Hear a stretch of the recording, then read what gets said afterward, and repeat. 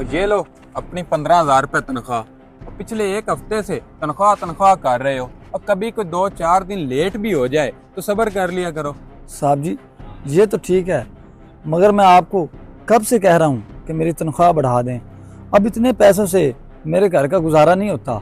और जाके चुपचाप काम कर। और 15,000 तनख्वाह, 1 किलो दूध, 1 मन गंदम, अभी ये कम है? और तेरे कहने पे मैंने थोड़ी तनख्वाह बढ़ानी है। कोई बात नहीं शौरी साहब, अब मैं अपना हिस्सा निकाल के रहूँगा। अगर घी सीधी उंगली से ना निकले तो टेढ़ी करनी पड़ती है। हाँ भी रमजान आ गया तू? हाँ जी साहब जी। ये ले, ये 25,000 रुपये तेरी इस महीने की सैलरी, मेहरबानी जी। और ये ले 70,000 रुपया बोनस इस फसल का और इस साल का। ये सब तेरा हक है। अल्लाह आपको खुश रखे साहब जी, आपने हमेशा मुझे पूरा हक दिया है और मेरा दिल भी चाहता है कि मैं आपके लिए जी जान से काम करूं।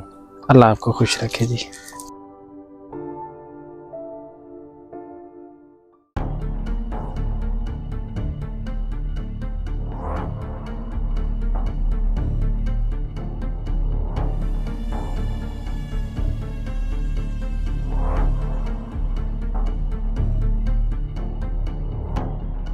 अब्दुल्ला जल्दी से पैसे दो और निकलो यहाँ से, नहीं तो मालिक आ जाएगा और उसे पता चल जाएगा। जल्दी करो।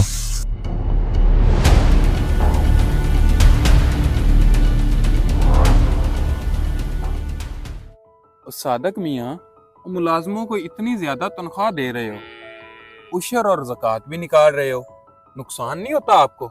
नासिर भाई ये नुकसान नहीं, ये बरकत है।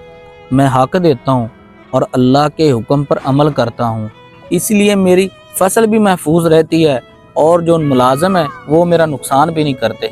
और सादक मियाँ, और तुमने मुलाजमों को तो सर पे चढ़ाया हुआ है, और यह तुम्हारी बातें मेरी तो समझ से बाहर हैं। हाँ नासिर मियाँ, ये बातें तेरी समझ में आनी भी नहीं।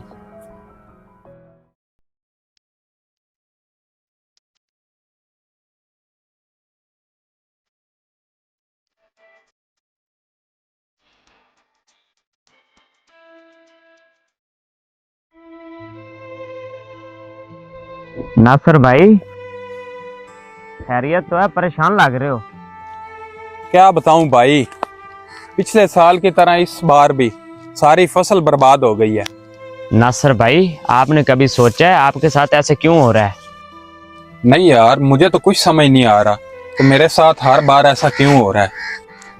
सादा सी बात है, अपने मुलाजिम को तुम सैलरी भी कम देते हो, उशर और ज़कात भी नहीं निकालते हो। इस वजह से आपकी फसल खराब हो रही है और आपके मुलाजिम आपके साथ वफादारी नहीं कर रहे।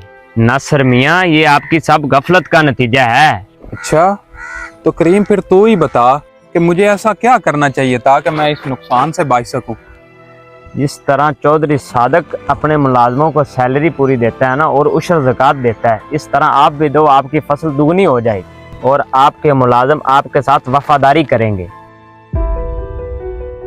मेरे दोस्तों, जब मुआशरे में मालिक अपने मुलाजिम का हक पूरा देता है और अल्लाह के हुक्म के मुताबिक उशर व ज़कात अदा करता है तो ना सिर्फ उसके रिज़्क़ में बरकत आती है बल्कि पूरा मुआशरा अदल, अमानत और खुशहाली की तरफ बढ़ता है।